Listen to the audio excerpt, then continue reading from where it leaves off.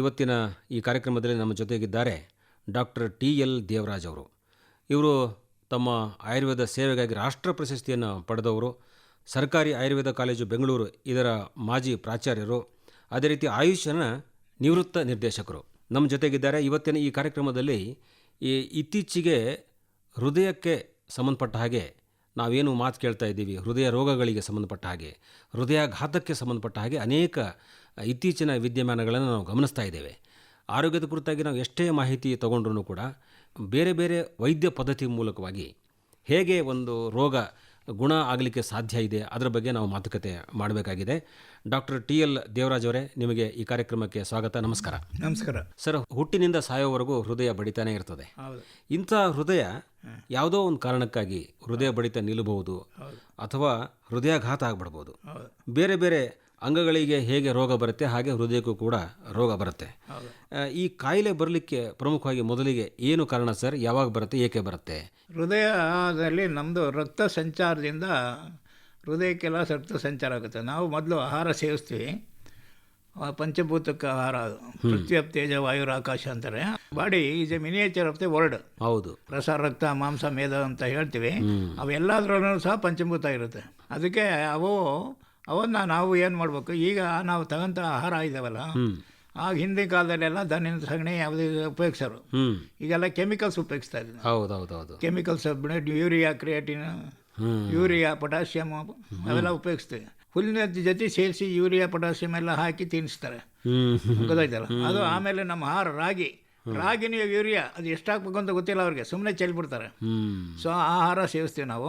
ಈಗ ಹಾಲು ಹಸಿಗೆ ಇಂಜೆಕ್ಷನ್ ಕೊಡಿಸ್ತಾರೆ, ಯೂರಿಯಾ ಇಂಜೆಕ್ಷನ್ ಕೊಡಿಸ್ತಾರೆ. ಸೊ ಇವೆಲ್ಲ ಏನಾಗಿದೆ, ನಾವು ತಿನ್ನೋ ಆಹಾರ ಕಲುಷಿತವಾಗಿಬಿಟ್ಟಿದೆ. ಕಾಂಪ್ಲಿಕೇಟೆಡ್ ಎಲ್ಲ ಮಾಡ್ರಲ್ಲಿ ಏನಾಗಿದೆ, ನಮ್ಮಲ್ಲಿ ನಾವು ಒಂದು ದಿವಸಕ್ಕೆ ಒಂದು 5.5 ಲೀಟ್ರ್ ಬ್ಲಡ್ ಇದೆ, ಅದರಲ್ಲಿ 1.5 ಲೀಟ್ರ್ ಯೂರಿನ್ ಹೋಗ್ಬೇಕು. ನಾವು 1.5 ಲೀಟ್ರ್ ಯೂರಿನ್ ಹೋಗೋಕ್ಕೆ 1 ಗ್ಲಾಸ್ ಕಾಫಿ ಕುಡಿದು ಅದು ಅರ್ಧ ಗ್ಲಾಸ್ ನೀರು ಕುಡಿದು ಬರ್ತೀವಿ. ಸೊ ಯೂರಿನ್ ಹೋಗೋಕ್ಕೆ ಏನಾಗಿದೆ, ಅಲ್ಟ್ರಾ ಮೈಕ್ರೋಸ್ಕೋಪಿಕ್ ಅದು. ಬಾಡಿ ಗಿನ್ನು ಇವೆಲ್ಲ ಅಲ್ಟ್ರಾ ಮೈಕ್ರೋಸ್ಕೋಪಿಕ್, ಅದರೊಳಗೆ ಹೋಗಿ ಮೂಲ ಈಚೆಗೆ ಬರಬೇಕು ಅದು. ಸೊ ಅದು ಬರೋಕೆ ಏನಾಗಿದೆ, ಈಗ ನೀವು ನೀರನ್ನ ಕುಡಿಯಲ್ಲ. ಹೌದು. ಆಮೇಲೆ ಈಗ ನೀರು ನಮ್ಮದು ಶರೀರದಲ್ಲಿ ಅನ್ನನಾಳದಿಂದ ಹಿಡಿದು ಗಟ್ಟು ಕೊನೆಗೆ ಲಾರ್ಜ್ ಗಟ್ಟಿನವ್ರಿಗೆ ಸುಮಾರು 6 ಮೀಟ್ರ್ ಇದೆ. ಹೌದು, 6 ಮೀಟ್ರು, 6×18 20 ಸುಮಾರು 20 ಮೋರ್ ದ್ಯಾನ್ 20 ಫೀಟ್ ಇದೆ. ಸೊ ಅದರಲ್ಲಿ ಸ್ಮಾಲ್ ಕರಳು, ದೊಡ್ಡ ಕರಳು, ಗೊತ್ತಾಯ್ತಲ್ಲ, ಇವೆಲ್ಲ ಇದ್ದಾವೆ. ಇಲ್ಲಿ ಫಸ್ಟು ನಾವು ಊಟ ಮಾಡಿದರೆ ಆ ಊಟಕ್ಕೆ ಶರೀರದಲ್ಲಿ ಜೀರ್ಣ ಆಗಬೇಕು. ಜೀರ್ಣ ಆಗ್ಬೇಕಾದ್ರೆ ಅಗ್ನಿ ಅಂತೀವಿ ನಾವು. ಮಾಡ್ರನ್ನಲ್ಲಿ ಅಗ್ನಿ, ಅದು ಮಾಡ್ರನ್ನಲ್ಲಿ ಡೈಜೆಸ್ಟಿವ್ ಫೈರ್ ಅಂತಾರೆ. ಆಯುರ್ವೇದದಲ್ಲಿ ಅದಕ್ಕೆ ಪಿತ್ತ ಅಂತಾರೆ, ಅಗ್ನಿ. ಪಿತ್ತ ವ್ಯತಿರೇಕ ಅಗ್ನಿ ಅಂತಾನೆ. ಪಿತ್ತಕ್ಕೂ ಅಗ್ನಿಗೂ ಡಿಫ್ರೆನ್ಸ್ ಇಲ್ಲ ಅಂತ. ಸೊ ಅಗ್ನಿ ನಾವು ತಿಂದ ಆಹಾರ ಸೇವಿಸ್ಬೇಕು. ನಮ್ಮಲ್ಲಿ ಈ ಅಗ್ನಿ ಏನಾಗುತ್ತೆ, ಬರುತ್ತೆ ಊಟ ಮಾಡಿದಾಗ ಆ ಟೈಮಿಂಗ್ಸ್. ಇವತ್ತು ಬೆಳಗ್ಗೆ 8 o'clock ಊಟ ಮಾಡಿದ್ರೆ ತಿಂದರೆ ನಾಳೆ 8 o'clock ಬರುತ್ತೆ ಅದು. ನೀವು ಬೆಳಗ್ಗೆ 8 o'clock ತಿಂದ್ಬಿಟ್ಟು 10 ಗಂಟೆ ತಿಂದರೆ ಅದು ಬಂದ್ಬಿಟ್ಟು ಸುಟ್ಬಿಟ್ಟು ಹೋಗ್ಬಿಡ್ತವೆ ವಾಪಸ್, ತನ್ನ ಕೆಲಸ ಮಾಡಿ ಹೋಗುತ್ತೆ.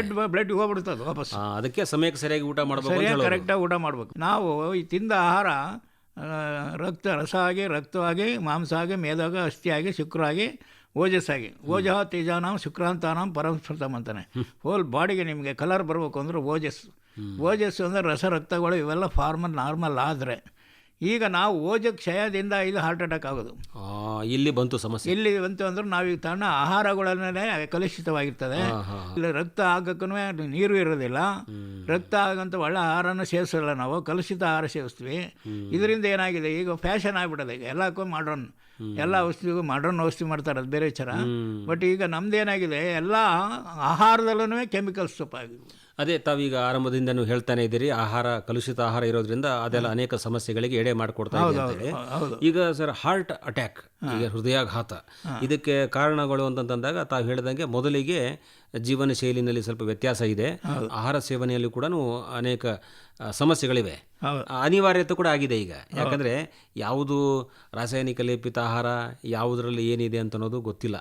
ಒಟ್ಟಾರೆ ಆಹಾರ ಸಿಕ್ಕರೆ ಸಾಕು, ತಿಂದು ನಾವು ಮುಂದೆ ಸಾಗ್ತಾ ಇದ್ದೇವೆ. ಇಂಥ ಸಂದರ್ಭದಲ್ಲಿ ಹೃದಯಾಘಾತಕ್ಕೆ ಏನು ಕಾರಣ? ಈಗ ನಾವು ಹೃದಯದಲ್ಲಿ ಅಂದರೆ ರಕ್ತ ಸಂಚಾರ, ಹೃದಯ ಇಸ್ ಅ ಹಾರ್ಟ್ ಬೀಟ್ ಅಂತೀವಿ ನಾವು. ಹಾರ್ಟ್ ಬೀಟ್ ಅಂದರೆ ಸ್ಪಂದನ. ಆಹಾರ ತಿಂದರೆ ಮೊದಲು ಪ್ರಾರಂಭ ಆಗೋದು ರಸ. ರಸ ರಸ ರಸ ಅಂದರೆ ಅದು ಎಕ್ಸ್ಟ್ರಾಕ್ಟ್. ಹೌದು, extract of the food that will be converted into blood.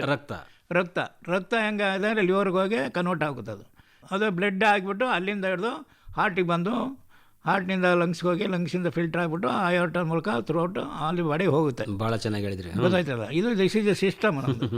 ಆಹಾರ ತಿಂತೀವಲ್ಲ, ಮೋಷನ್ ಇದೆಯಲ್ಲ, ಹೌದು, ಮೋಷನ್ ತಿಂದದ್ದೆಲ್ಲ ಅದಾಗಲ್ಲ, ಅಬ್ಸರ್ವ್ ಆಗಿಬಿಟ್ಟು ಮೋಷನ್ನಲ್ಲಿ ಫೀಸಿಸ್ ಆಗಿ ಈಚೆಗೆ ಬರುತ್ತೆ. ಲಿವರ್ಗೆ ಹೋಗಿ ಬ್ಲಡ್ ಆಗಿ ಕನ್ವರ್ಟ್ ಆಗಿ ಆಮೇಲೆ ಲಂಗ್ಸಿಗೆ ಬಂದು ಫಿಲ್ಟರ್ ಆಗಿ ಲೆಫ್ಟ್ ಹಾರ್ಟ್ನಿಂದ ಲೆಫ್ಟ್ ಲಂಗ್ಸಿಂದ ರೈಟ್ ಲಂಗಿಗೆ ಬಂದು ರೈಟ್ ಹಾರ್ಟ್ಗೆ ಆ ಥ್ರೋಟ್ ಬಾಡಿ ಹೋಗುತ್ತೆ. ಮೇಲೆ ಅಪ್ಪರು ಆಯೋಟ ಆಯೋಟಕ್ಕೆ ಬಂದು ಮೇಲಕ್ಕೆ ಹೋಗುತ್ತೆ, ಕೆಳಗೆ ಬ್ಲಡ್ ಸೈಡು, ಗೊತ್ತಾಯ್ತಲ್ಲ, ಸೈಡ್ಗೆ ಹೋಗಿ ಎಲ್ಲ ಕಡೆಯಲ್ಲೂ ಸರ್ಕ್ಯುಲೇಟ್ ಆಗುತ್ತೆ. ಈ ಬ್ಲಡ್ ಸರ್ಕ್ಯುಲೇಷನ್ ಎಲ್ಲ ಆಗೋದಕ್ಕೆ ಪ್ರಾಬ್ಲಮ್ ಇಲ್ಲ. ಈಗ ಏನಾಗಿದೆ, ನಾವು ತಿಂದ ಆಹಾರ ರಸದಿಂದ ರಕ್ತ ಆಗ್ಬೇಕಲ್ಲ, ಅದು ರಕ್ತ ಆಗ್ತಾ ಇಲ್ಲ, ಸರಿಯಾಗಿ ಆಗ್ತಾ ಇಲ್ಲ, ಅದು ಇಂಪ್ಯೂರ್ ರಕ್ತ ಆಗ್ತದೆ. ಇಂಪ್ಯೂರ್ ರಕ್ತ ಆಗೋದ್ರಿಂದ ಏನಾಗುತ್ತೆ, ಅದು ಹಾರ್ಟ್ಗೂ ಅಲ್ಲಿಗೂ ಸಹ ಸರಿಯಾದ ರಕ್ತ ಹೋಗಲ್ಲ. ಹೌದು, ಅದೇನು ಯಾವಾಗ ರಕ್ತ ಹಾರ್ಟಿಗೆ ಹೋಗಲ್ಲ, ಅದು ಬ್ಲಾಕ್ ಆಗ್ಬಿಡುತ್ತೆ. ಕಾರನರಿ ಆರ್ಟ್ರೀಸ್ ಅಂತ ಇದಾವಲ್ಲ, ಲೆಫ್ಟ್ ಕಾರ್ನರಿ ಆರ್ಟ್ರಿ, ರೈಟ್ ಕಾರ್ನರಿ ಆರ್ಟ್ರಿ ಅಂತ. ಹಾರ್ಟ್ ಬ್ಲಾಕ್ ಆಗೋದು ಯಾವಾಗ ಅಂದರೆ, ಈ ಆರ್ಟ್ರೀಸ್ಗಳು ಬ್ಲಾಕ್ ಆದಾಗ, ಈ ಸ್ಟೇಜ್ನಲ್ಲಿ. ಈಗ ನೀವು ಸಡನ್ನಾಗಿ ಆರ್ಟ್ರಿ ಬ್ಲಾಕ್ ಆಗ್ದಂಗೆ ನಮ್ಮಲ್ಲಿ ಕಿತ್ಲೆ ಹಣ್ಣು BM ಹೆಗಡೆ ಅಂತ ಹೇಳಿ vice chancellor of Manipal university ಆದವರು ಪುಸ್ತಕ ಬರೆದಾರೆ ಹಾರ್ಟ್ ಬಗ್ಗೆ. ಅವ್ರು ಹೇಳ್ತಾರೆ, ಒಂದು ಕಿತ್ಲೆ ಹಣ್ಣು ತಿಂದರೆ ಈಗ ಹಾರ್ಟ್ನಲ್ಲಿ ಬ್ಲಾಕ್ ಆಗೋದು ಪವರ್ನ ತೆಗೆದುಬಿಡ್ತದೆ. ಥ್ರಾಟ್ ಆಗ್ದಂಗೆ ಒಂದು ಇಂಜೆಕ್ಷನ್ ಕೊಡ್ತಾರೆ, ಅವರ ಮಾಡರ್ನರ್ ಅದ ಕೊಡೋದು. ಅದು ಬೇಕಾಗಿಲ್ಲ ಅಂತ ಹೇಳ್ತಾರೆ ಅವರು. ಇದೆ ಆಯುರ್ವೇದ ಬಗ್ಗೆ ಅವರ ಅಭಿಮಾನ ಇದೆ. ಅವ್ರ ಮಾತುಗಳನ್ನು ಬಹುತೇಕ ನಮ್ಮ ಎಲ್ಲ ಕೇಳುಗರು ಕೇಳಿದ್ದಾರೆ ಅಂತ ಹೇಳಿದ್ದಾರೆ. ಈಗ ಸರ್, ಪ್ರಮುಖವಾಗಿ ನಾವು ಈ ಒಂದು ಸ್ಥಿತಿಗೆ ಬಂದಿದ್ದೀವಿ. ಇವಾಗ ಆಯುರ್ವೇದದಲ್ಲಿ ಜನ ಯಾವ ರೀತಿ ಆಹಾರವನ್ನು ಸೇವನೆ ಮಾಡಬೇಕು ಅಂತ ಹೇಳ್ತೀರಾ ತಾವು? ನಮ್ಮಲ್ಲಿ ಬೇಕಾದಷ್ಟು ಔಷಧಿಗಳಿದೆ. ಪಿತ್ತವರ್ಧಕ ಅಂತೀವಿ ನಾವು. ಪಿತ್ತವರ್ಧಕ ಅಂದರೆ ಪಿತ್ತ ಜಾಸ್ತಿ ಮಾಡೋ ಯಾವ ಇದಾವಲ್ಲ, ಅಗ್ನಿವರ್ಧಕ ಅಂತ. ಪಿತ್ತಕ್ಕೂ ಅಗ್ನಿಗೂ, ಪಿತ್ತ ವ್ಯತಿರಿಕ ಅಗ್ನಿಗೂ ಪಿತ್ತಕ್ಕೂ ಏನು ಡಿಫ್ರೆನ್ಸ್ ಇಲ್ಲ ಅಂತಾನೆ. ನಲ್ಲೇ ಸಪ್ತಧಾತು ಅಗ್ನಿ ಇದಾವೆ ನಮ್ಮಲ್ಲಿ. ಅಗ್ನಿಗಳಲ್ಲೂ ಪ್ರತಿ ಸಪ್ತಧಾತು ಅಗ್ನಿಗಳು, ಒಂದೊಂದಕ್ಕೊಂದೊಂದು ರಸ ಅಗ್ನಿ ಇದೆ, ಪಿತ್ತ ಅಗ್ನಿ ಇದೆ, ಗೊತ್ತಾಯ್ತಾ, ರಸ ರಕ್ತ ಅಗ್ನಿ ಇದೆ, ಗೊತ್ತಾಯ್ತಾ, ಮೇಧಸ್ ಅಗ್ನಿ ಇದೆ, ಎಲ್ಲದರಲ್ಲೂ ಅಗ್ನಿ ಇದೆ. ಹೌದು, agni is an important factor for digestion. ಆರಂಭದಿಂದನೇ ನಮ್ಮ ಈ ಸಂವಾದದಲ್ಲಿ ತಾವು ಅಗ್ನಿ ಬಗ್ಗೆನೇ ತುಂಬಾ ಪ್ರಮುಖವಾಗಿ ಬಹಳ ಪ್ರಮುಖ ಪಾತ್ರ ವಹಿಸ್ತದೆ ಅಂತಾನೆ ಹೇಳ್ತಾರೆ ಸರ್. ಈಗ ಜಾಸ್ತಿ ಎಣ್ಣೆ, ಖಾರ ಮತ್ತೆ ಬೇರೆ ಬೇರೆ ಆಹಾರ ಕ್ರಮದಲ್ಲಿ ಸರಿ ಇಲ್ಲ ಅಂತೆಲ್ಲ ಹೇಳ್ತಾ ಇರ್ತಾರೆ. ಜಂಕ್ ಫುಡ್ ಬಗ್ಗೆ ಹೇಳಿದ್ದಾರೆ. ಈಗ ಏನಾಗಿದೆ, ನಾವು ಆಹಾರ ಸೇವಿಸ್ಬೇಕು. ಎಣ್ಣೆ ಯಾವುದೋ ಫಾರಿನಿಂದ ಒಂದು ಪೌಡರ್ ಬರುತ್ತಂತೆ, ಅದಕ್ಕೆ ಒಂದು ಡ್ರಾಪ್ ಹಾಕಿದರೆ ಅದು ಅಲ್ಲ, ಒಂದು ಕಡಲೆಕಾಯಿ ಎಣ್ಣೆ ಆಗುತ್ತಂತೆ. ಒಂದು ಡ್ರಾಪ್ ಹಾಕಿದ್ರೆ ಯಾವುದೋ ಒಂದು ಎಣ್ಣೆ ಆಗುತ್ತೆ, ಇನ್ನೊಂದು ಎಣ್ಣೆ ಆಗುತ್ತೆ, ಪೆಟ್ರೋಲ್ ಆಗುತ್ತೆ. ಬರೀ ಒಂದು ಕೆಮಿಕಲ್ಗಳ ಸೇವನೆಯಿಂದ ಅವು ಆಯಿಲ್ಗಳೆಲ್ಲ ಆಗ್ತವೆ. ಸರಿ, ಅಂದ್ರೆ ಇವೆಲ್ಲ ಈ ಥರದ ಆಹಾರಗಳ ಸೇವನೆಯಿಂದನೇ ಹೃದಯ ರೋಗ ಬರುತ್ತಾ? ಹೌದೌದು. ಈಗ ಹೃದಯ ಅಂದರೆ is a part and parcel of our food. ಫುಡ್ಡಿನಿಂದ ಬರುವಂಥ ಎಕ್ಸ್ಟ್ರಾಕ್ಟು ರಸದಿಂದ ರಕ್ತ. ಸೊ ನೀವು ಈಗ ಇದರಲ್ಲಿ ಎಕ್ಸ್ಟ್ರಾಕ್ಟ್ನಲ್ಲೇ ನೀವು ಪಾಯ್ಸನ್ ಹಾಕ್ಬಿಟ್ರೆ ಅಲ್ಲಿ ಕೆಟ್ಟೋಗ್ಬಿಡುತ್ತೆ. ಲಿವರ್, ಈಗ heart is important organ first, ಅದಕ್ಕೆ ಫಸ್ಟ್ ರಕ್ತ ಹೋಗಿ ಆಮೇಲೆ ಎಲ್ಲ ಕಡೆಗೆ ಹೋಗೋದು. ಸೊ ನೀವು ಈಗ ಯಾವಾಗ ಕಲುಷಿತ ಆಗ್ಬಿಡುತ್ತೆ, ಫಸ್ಟ್ ಇದನ್ನೇ ಬ್ಲಾಕ್ ಮಾಡ್ತದೆ. ಸೊ ಇದೇನಾಗಿದೆ, ಈಗ ನಮ್ಮವರು ಮಾಡರ್ನರು ಅವ್ರ ಬಗ್ಗೆ ಎಲ್ಲ ಅಭಿಮಾನ ಇದೆ ನನಗೆ. ನಾನು ಮಾಲಪತಿಯಿಂದ ಹೆಲ್ತ್ ಆಫೀಸರ್ ಆಗಿದ್ದೆ ಸ್ವಲ್ಪ ದಿವಸ, 3-4 ವರ್ಷ.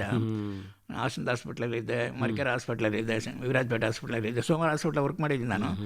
ಅವ್ರ ಬಗ್ಗೆ ನಾನು ಏನು ಹೇಳೋಕ್ಕಾಗಲ್ಲ. ಅವ್ರ ಸಿಸ್ಟಮ್ ಹಂಗಿದೆ. ಈಗ ಚೈನಾದಲ್ಲಿ 50% of the modern, 50% of China medicine ಕಲಿಸ್ತಾರೆ.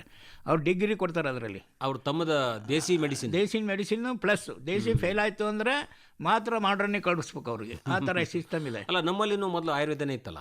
ಅಲ್ಲ, ಆಯುರ್ವೇದ ಇತ್ತು. ಅವ್ರು ಬಂದಮೇಲೆ ಎಲ್ಲ ಫಿನಿಶ್ ಮಾಡಿಬಿಟ್ರಲ್ಲ. ಇವೆಲ್ಲ ಅಪಥೆಕರೀಸ್ ಅಂದರು, ಹಳಕಾಯಿ ಪಂಡಿತರು, ನಿಮ್ಗೇನು ಗೊತ್ತಿಲ್ಲ, ಯೂಸ್ಲೆಸ್ ಅಂದ್ಬಿಟ್ರು. ಆಮೇಲೆ ಏನು ಮಾಡಿದರು, ಈ ಮಾಡರ್ನ್ ಮೆಡಿಸಿನ್ ಈಸ್ ಫ್ರಮ್ ಅವ್ರ ದೇಶದಿಂದ ಬಂದ ಮೆಡಿಸಿನ್. ಅದು ಅವ್ರದ್ದು ಬಿಸ್ನೆಸ್ಸು. ಅವ್ರೀಗ ಒಂದು ಯಾವುದೋ ಒಂದು ಮಾರಿದ್ರೆ ಅಲ್ಲಿ ಮಾರಿದ್ರೆ ಇಲ್ಲಿ ಮಾರ್ಕೆಟ್ ಆಗಬೇಕು. ಸೊ ಆ ಥರ ಮಾಡಿಬಿಟ್ಟು ಅವರು ನಮ್ಮ ಮಾಡರ್ನ್ ಮೆಡಿಸಿನ್ಗೆ ಕಲ್ಸೋಕ್ಕೆ ಎಷ್ಟು ಬೇಕೋ ಅಷ್ಟು ಕಲಿಸ್ತಾವ್ರೆ. ಅದೇ ಉಪಯೋಗ, ಪರವಾಗಿಲ್ಲ, ಇದು ಎಫೆಕ್ಟಿವ್ ಅನ್ನಂಗೆ ಆಗಿದೆ. ಡಾಕ್ಟರ್ TL ದೇವರಾಜ್ ಅವರೇ, ಈಗ ಆಯುರ್ವೇದದಲ್ಲಿ ಹೃದಯ ರೋಗಗಳು ಅಂತೇಳಿ ಏನಾದರೂ ನೀವು ವಿಂಗಡಣೆ ಮಾಡ್ತೀರಾ? ಹೇಗೆ? ಹೌದೌದು, ಇದೆ. ಹೇಗೆ ಹೇಳ್ತೀರಾ? ವಾತ, ಪಿತ್ತ, ಕಫ, ಸನ್ನಿಪಾತ, ಆಮೇಲೆ ಎಂಥದ್ದು ಕ್ರಿಮಿಜ ಅಂತಿದೆ, ಇವೆಲ್ಲ ಇದೆ ವೆರೈಟೀಸ್ ಇದೆ. ಓಕೆ, ಗೊತ್ತಾಯ್ತಲ್ಲ. ಅದಕ್ಕೆ ವಾತಕ್ಕಾದ್ರೆ ವಾತಕ್ಕೆ ಔಷಧಿ ಅಂತ ಕೊಡ್ತೀವಿ, ಪಿತ್ತಕ್ಕೆ ಔಷಧಿ ಕೊಡ್ತೀವಿ. ಅದರಲ್ಲಿ ಗಿಡಮೂಲಿಕೆನೂ ಇದ್ದಾವೆ, ರಸ ಪ್ರಿಪರೇಷನ್ ಇದ್ದಾವೆ, ಸುಮಾರು ಔಷಧಿಗಳಿದ್ದಾವೆ, ಗೊತ್ತಾಯ್ತಲ್ಲ. ಆಮೇಲೆ ಇವೆಲ್ಲಕ್ಕಿಂತ ಮುಂಚೆ ವಾತ ಜಾಸ್ತಿ ಆಗುವಂಥದ್ದೆಲ್ಲ ಸ್ಟಾಪ್ ಅಂತ ಆಹಾರಗಳು ಕೊಡ್ತೀವಿ. ಪಿತ್ತ ಕಡಿಮೆ ಆಗೋಂಥ ಯಾವುದು ಕೆಡುತ್ತದಲ್ಲ, ಪಿತ್ತಾಹಾರ ದೋಷಾಹಾರ ಅಂತ ಔಷಧಿ ಕೊಡ್ತೀವಿ, ರಸ ದೋಷಾಹಾರ ಔಷಧಿ ಕೊಡ್ತೀವಿ, ಗೊತ್ತಾಯ್ತಲ್ಲ. ನಾವು basic root cause we are going to fight. ಎಲ್ಲಿ ತೊಂದರೆ ಆಗ್ತದೆ ಅಲ್ಲೇ ಬ್ಲಾಕ್ ಮಾಡೋಕ್ಕೆ ಟ್ರೈ ಮಾಡ್ತೀವಿ ನಾವು. ಒಂದು ಈಗ ನಾನು ಹೇಳಿದೆ, ಒಂದು ಕಿತ್ತಳೆ ಹಣ್ಣು, ಆಮೇಲೆ ಅರ್ಜುನ ಅಂತಿದೆ. ಅರ್ಜುನ ಅಂದ್ರೆ ಫೇಮಸ್ಸು.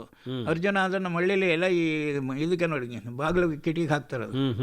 ಮತ್ತಿ ಮರ ಅಂತ, ಅದು is the best medicine for heart attacks. ಅದಕ್ಕೆ ನಮ್ಮಲ್ಲಿ ಅರ್ಜುನ ಅರಿಷ್ಟ, ಅರ್ಜುನ ಚೂರ್ಣ, ಅರ್ಜುನ ಕ್ಷೀರಪಾಕ ಅಂತ ಮಾಡ್ತೀವಿ ಅಂತ ಹೇಳ್ತಾರೆ. ಅರ್ಜುನ ಕ್ಷೀರಪಾಕ ಅಂದ್ರೆ ಏನಂದ್ರೆ ಅರ್ಜುನ ಚೂರ್ಣನ ಒಂದು 4 ಚಮಚ ಚೂರ್ಣನ ಒಂದು ಗ್ಲಾಸ್ ಹಾಲಿಗೆ ಹಾಕಿ 2 ಗ್ಲಾಸ್ ನೀರು ಹಾಕಿ ಕುದಿಸಿಬಿಟ್ಟು ಕುಡಿಯೋದು. ಅಂದ್ರೆ ತಾವು ಹೇಳೋದು ತ್ರಿದೋಷಗಳಿಂದಾಗಿ ಸಮಸ್ಯೆಗಳು ಸೃಷ್ಟಿಯಾಗ್ತವೆ, ಹೌದು, ಅದನ್ನ ನಾವು ತ್ರಿದೋಷ ಚೆನ್ನಾಗಿ ಮಾಡೋದು ನಾವು. ಹೌದೌದು, ಬೇಸಿಕ್ ಟ್ರೀಟ್ಮೆಂಟ್, ರೂಟ್ ಕಾಸ್ಗೆ ಟ್ರೀಟ್ಮೆಂಟ್ ಮಾಡೋದು ನಾವು. ಡಾಕ್ಟ್ರೆ, ಈಗ ನಾವು ಹೃದಯ ರೋಗದ ಲಕ್ಷಣಗಳು ಅದ್ರ ಕಡೆ ಗಮನ ಹರಿಸೋಣ. ನೋಡಿ, ಎದೆ ರೋಗದ ಲಕ್ಷಣಗಳೇನು ಅಂದರೆ ಎದೆ ನೋವು ಬರುತ್ತೆ, ಚೆಸ್ಟ್ ಪೇನ್. ಚೆಸ್ಟ್ ಪೇನ್ ಯಾಕೆ ಬರುತ್ತೆ ಅಂದರೆ ಈ ಹಾರ್ಟ್ ಯಾವಾಗ ಬ್ಲಾಕ್ ಆಗುತ್ತೆ, ರಕ್ತ ಗಟ್ಟಿ ಆಗ್ಬಿಡುತ್ತಲ್ಲ. ಬ್ಲಾಕ್ ಅಂದರೆ ಗಟ್ಟಿ, ಹೆಪ್ಪುಗಟ್ಟೋದು ಅಷ್ಟೇ. ಹೆಪ್ಪುಗಟ್ಟೋದ್ರಿಂದ ಆಗುತ್ತಲ್ಲ, ಹೆಪ್ಪುಗಟ್ಟಿದ ತಕ್ಷಣ ಬೇರೆ ಎಲ್ಲ ಸಪ್ಲೈ ಮಾಡ್ಬೇಕಲ್ಲ, ಅಲ್ಲಿ ನೋವು ಹೊತ್ಬಿಡ್ತದೆ. ಹಂಗೆ ಕನ್ಸರ್ಟ್ ಈಗ ಇಲ್ಲಿ ಬ್ಲಾಕ್ ಆದ ತಕ್ಷಣ ಕನೆಕ್ಷನ್ ಪಕ್ಟೆಡ್ ಹಾರ್ಟ್ ಅಂದ್ರೆ ಪಕ್ಕದಲ್ಲಿ ಎಲ್ಲೆಲ್ಲಿ ಇದಾವೆ ಅಲ್ಲೆಲ್ಲ ಬ್ಲಾಕ್ ಆಗ್ಬಿಡ್ತದೆ. ಬ್ಲಾಕ್ ಆದ್ರೆ ಹಾರ್ಟ್ ಅಟ್ಯಾಕ್ ಅಂತ ಹೆಸರು ಅದಕ್ಕೆ. Okay okay okay. ಅದಕ್ಕೆ ಏನ್ ಹೇಳ್ತಾರೆ, ರಕ್ತ ಹೆಪ್ಪುಗಟ್ಟುವಿಕೆನೇ ಹಾರ್ಟ್ ಅಟ್ಯಾಕ್ ತಡೆ ಮಾಡ್ಬಿಡುತ್ತೆ. ರಕ್ತ ಸಂಚಾರದಲ್ಲಿ ವ್ಯತ್ಯಯಗಳು, ರಕ್ತ ವೈವರ್ಣ್ಯ, different colouration of the blood ಆಗುತ್ತೆ. ಅದು ನಾರ್ಮಲ್ ಬ್ಲಡ್ ಇರ್ತದಲ್ಲ, ಅದು ಇರಕ್ಕಲ್ಲ. ನಾರ್ಮಲ್ ಬ್ಲಡ್ ಇದ್ರೆ ಅಬ್ಸರ್ವ್ ಆಗ್ಬಿಡುತ್ತೆ. ಆಮೇಲೆ ಜ್ಞಾನ ತಪ್ಪೋದು, ಅನ್ಕಾನ್ಶಿಯಸ್ನೆಸ್. ನೆಕ್ಸ್ಟ್ ಸ್ಟೇಜ್ ಅವನಿಗೆ ಜ್ಞಾನ ತಪ್ಪದೆ, ಇದಾಗ್ಬಿಡ್ತಾನಲ್ಲ, ಯಾಕಂದ್ರೆ ರಕ್ತ ಸಂಚಾರ ಆಗಲ್ಲ. ನಮಗೆ ಇವರು ನಾನು ಹೇಳಿದ್ನಲ್ಲ, ಹೆಗ್ಡೆ ಎಷ್ಟು ಚೆನ್ನಾಗಿ ಹೇಳ್ತಾರೆ ಅಂದ್ರೆ, ನೀವು ಮಾಡರ್ನ್ ಫುಡ್ ಬಿಟ್ಬಿಡಿ. ಹಳ್ಳಿಯವ್ರು ಏನ್ ಮಾಡೋರು, ಊಟ ಅಂದ ತಕ್ಷಣ 5 ಲೀಟರ್ ಅಂತ ಒಂದು ಚಮ್ನೊಳಗೆ ನೀರು ಕುಡಿಬಿಡೋರು ಫಸ್ಟ್. ಮುಗೀತು. ಅದೇನಾಯ್ತು, ಫಿಲ್ಟರ್ ಆಗ್ಬಿಡೋದು, ಹೋಲ್ ಬಾಡಿ ಎಲ್ಲ ಫಿಲ್ಟರ್ ಆಗ್ಬಿಡ್ತದೆ. ಕಿಡ್ನಿ ಡಿಸೀಸ್ ಬರ್ತಿರ್ಲಿಲ್ಲ, ಗೊತ್ತಾಯ್ತಲ್ಲ. ಯಾವ ಕಾಯಿಲೆಗಳು, ಹಾರ್ಟ್ ಅಟ್ಯಾಕ್ ಬರ್ತಾರೆ. ಮತ್ತೆ ಸರ್ ಡ್ರೈ ಕಾಫ್ ಬರುತ್ತೆ, ಇಲ್ಲ ಅಂದ್ರೆ ಕಫದ್ ಬರ್ಬೋದು. ಡ್ರೈ ಕಾಫ್ ಬರ್ಬೋದು, ಇಲ್ಲ ಒಣ ಕೆಮ್ಮು ಬರ್ಬೋದು. ಆಮೇಲೆ ಉಸಿರು ಕಟ್ಟೋದು, ಡಿಸ್ನಿ ಅಂತಾರೆ ಮಾಡ್ರನಲ್ಲಿ, ಅದು ಬರುತ್ತೆ. ಆಮೇಲೆ ಬಾಯಿಯಲ್ಲಿ ರುಚಿ ಬದಲಾವಣೆ, ಟೇಸ್ಟ್ ಹೋಗ್ಬಿಡುತ್ತೆ, ಬಾಯಿನಲ್ಲಿ ಟೇಸ್ಟ್ ಹೋಗ್ಬಿಡುತ್ತೆ. ಆಮೇಲೆ ದಮ್ಮು, ಅದೇ ಹೇಳಿದ್ನಲ್ಲ, ದಮ್ಮು ಉಸಿರು ಕಟ್ಟಂಗೆ ಆಗೋದು, ಗೊತ್ತಾಯ್ತಾ, ವಾಕರಿಕೆ, ಆಮೇಲೆ ವಾಂತಿ, ಆಮೇಲೆ ಬಿಕ್ಕಳಿಕೆ, ಇವೆಲ್ಲ ಕೆಲವು ಸ್ಟೇಜಸ್ ಹೇಳ್ತಾವ್ರಿ. ಒಂದೇ ಸರಿ ಸಡನ್ ಆಗಿ ಆದ್ರೂ ಅದು ಬೇರೆ ವಿಚಾರ ಅಲ್ಲ. ಈ ಸರ್ ಸಿಂಪ್ಟಮ್ಸ್ 1 by 1 ಒಂದೊಂದರಲ್ಲಿ ಎಲ್ಲಾದ್ರೂ ಒಬ್ಬರಿಗೆ ಇರಬೇಕು ಅಂತಿಲ್ಲ.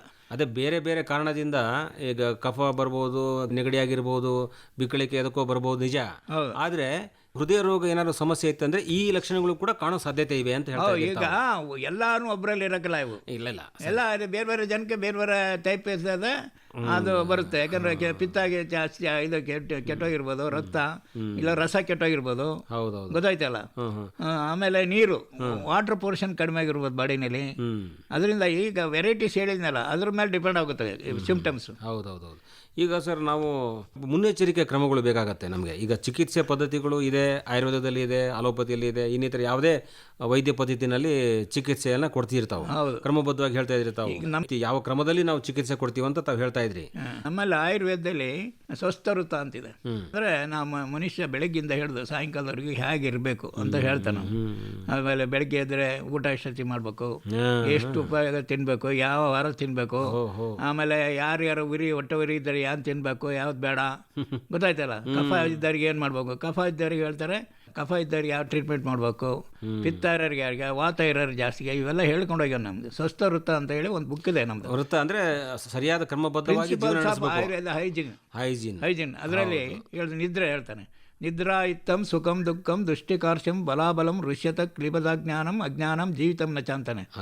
ಜೀವನೇ ಅದ್ರ ಮೇಲೆ ಡಿಪೆಂಡ್ ಆಗಿದೆ ಅಂತೆ.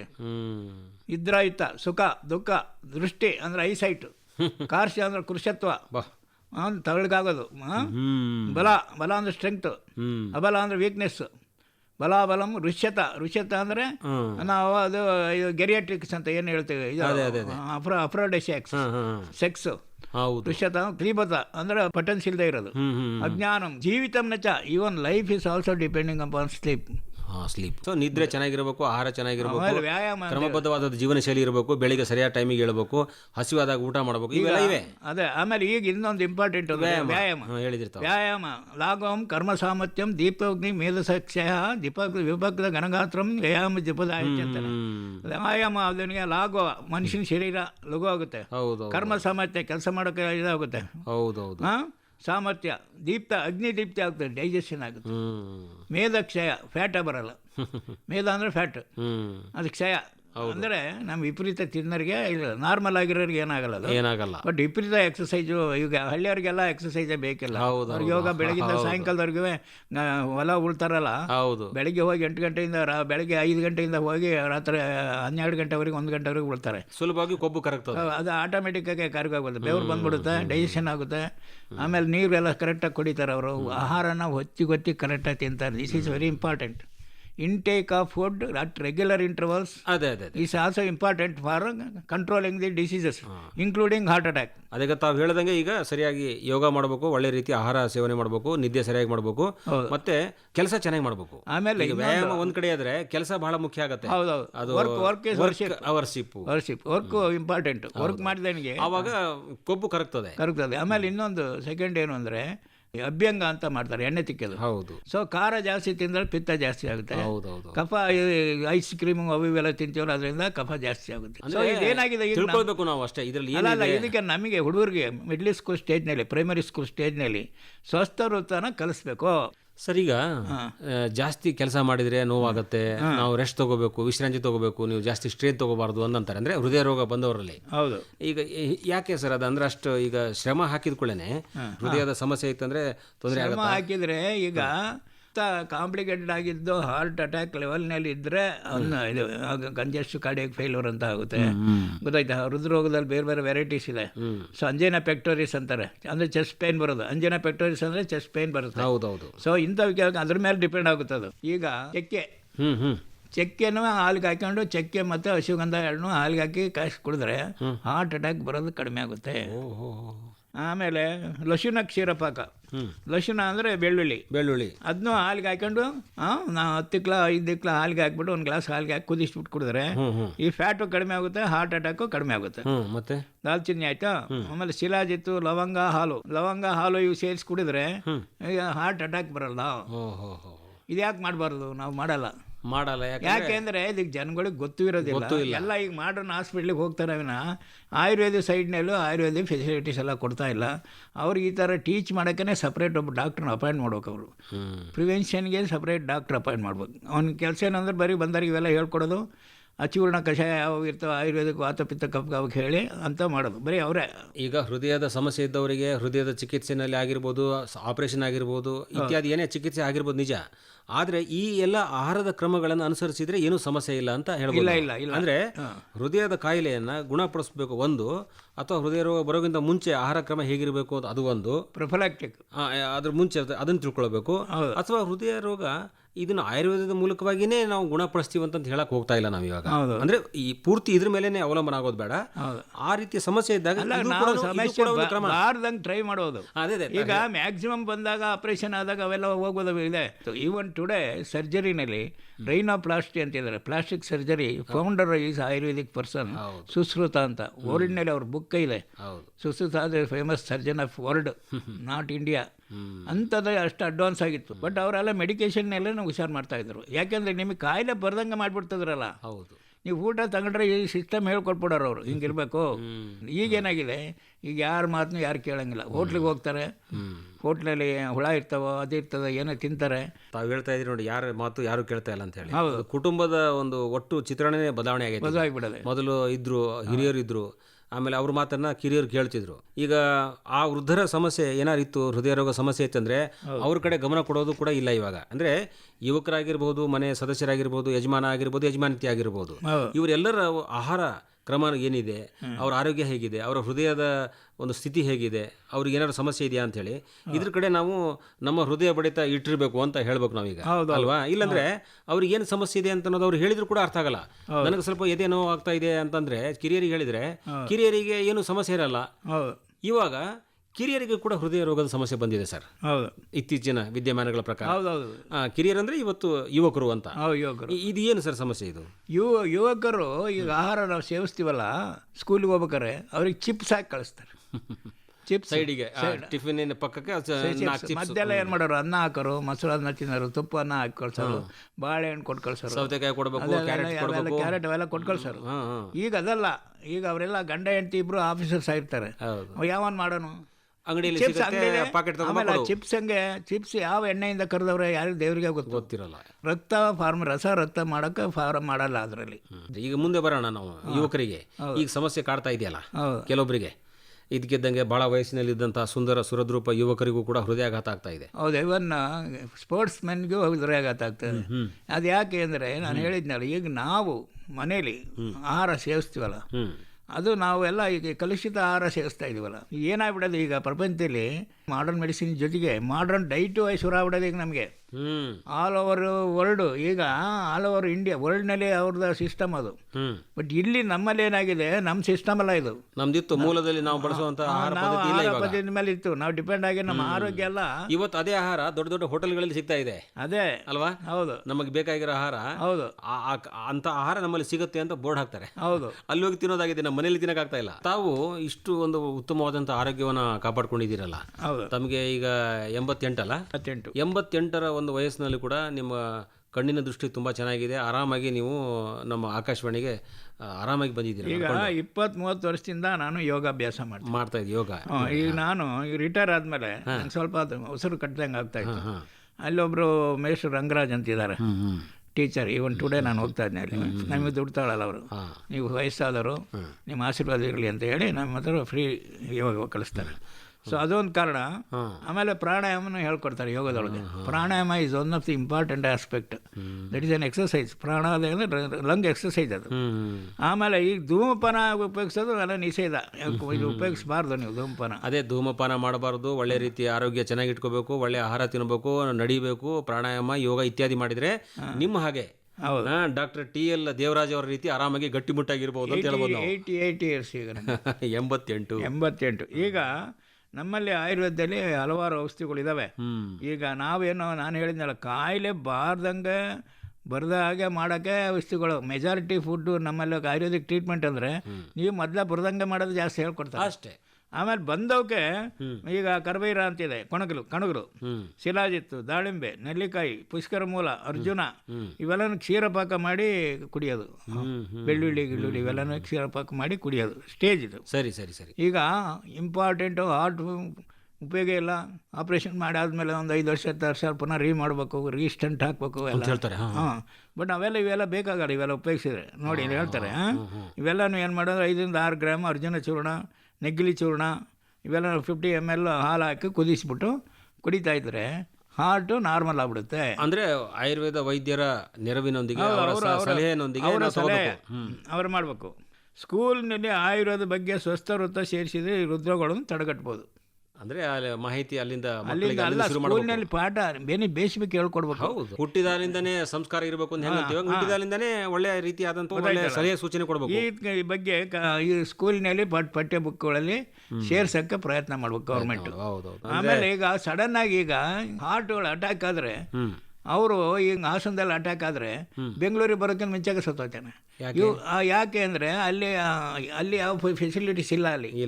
ಅಲ್ಲೇನು ಹೇಳ್ತಾರೆ, ಹಾರ್ಟ್ ಅಟ್ಯಾಕ್ ಆದ ತಕ್ಷಣ ಇಮ್ಮಿಡಿಯೇಟ್ ಆಗಿ ಒಂದು ಕ್ಲಾಟ್ ಹೊಡೆಯುವಂಥದ್ದು ಒಂದು ಔಷಧಿ ಕೊಡ್ತಾರೆ, ಒಂದು ಮಾತ್ರ ಇಂಜೆಕ್ಷನ್ ಕೊಡ್ತಾರೆ. ತಕ್ಷಣ ಅದು ಡಿಸಾಲ್ವ್ ಆಗ್ಬಿಡುತ್ತೆ.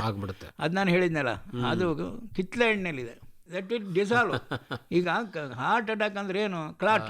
ಇದೇನು ಈಗ ಯಾವಾಗ ಅಲ್ಲಿ ಬ್ಲಾಕ್ ಆಯ್ತು, ಇಲ್ಲಿ ಹೋಲ್ ಬಾಡಿನೇ ಬ್ಲಾಕ್ ಆಗ್ಬಿಡುತ್ತಲ್ಲ. ಹೌದು, ಅವಾಗ ಸರ್ಕ್ಯುಲೇಷನ್ ಮಲ್ಟಿಪಲ್ ಆರ್ಗನ್ ಫೇಲ್ಯೂರ್ ಆಗ್ಬಿಡುತ್ತೆ. ಸೊ ಸಡನ್ ಆಗಿ ಇಲ್ಲ ಆಯ್ತು ಅಂದರೆ ಅದು ಬ್ರೈನ್ ಸಪ್ಲೈ ನಿಲ್ಲಿಸಾದ ತಕ್ಷಣ ಸರ್ಕ್ಯುಲೇಷನ್ ಜ್ಞಾನ ತಪ್ಪುತ್ತೆ, ಆಟೋಮೆಟಿಕ್ಕಾಗಿ ಸತ್ತ ಅಂತ ಡಿಕ್ಲೇರ್ ಆಗುತ್ತೆ. ಇವ್ರು ಯಾಕೆ ಹಾರ್ಟ್ ಸೆಂಟರ್ಸ್ಗಳನ್ನ ಎಲ್ಲ ಡಿಸ್ಟ್ರಿಕ್ಟ್ ಲೆವೆಲ್ನಲ್ಲಿ ಇರಬಾರ್ದು? ನಾವು ಒಟ್ಟಿನಲ್ಲಿ ಹೇಳಿದಾರೆ, ನಾನು ಎಲ್ಲ ಆಯುರ್ವೇದ ಹಾಸ್ಪಿಟ್ಲ್ಗಳಲ್ಲಿವೆ ಪ್ರಿವೆಂಟಿವ್ ಮೆಡಿಸಿನ್ಗೆ ಒಬ್ಬರು ಡಾಕ್ಟ್ರು ಅಪಾಯಿಂಟ್ ಮಾಡ್ಕೋಬೇಕು. ಹೀಗೆ ಈ ಹೃದಯಕ್ಕೆ ಏನೇನು ಸಮಸ್ಯೆಗಳಿವೆ, ಹೃದಯ ರೋಗ ಯಾಕೆ ಬರುತ್ತೆ, ಹೃದಯಾಘಾತ ಯಾಕೆ ಬರುತ್ತೆ ಅಂತ ಎಲ್ಲವನ್ನೂ ಕೂಡ ತುಂಬ ವಿವರವಾಗಿ ತಿಳಿಸಿಕೊಟ್ರಿ ಡಾಕ್ಟರ್ TL ದೇವರಾಜ್ ಅವರೇ. ನಮ್ಮೆಲ್ಲ ಕೇಳುಗರ ಪರವಾಗಿ ನಿಮಗೆ ಅನಂತ ಧನ್ಯವಾದಗಳು. ನಮಸ್ಕಾರ.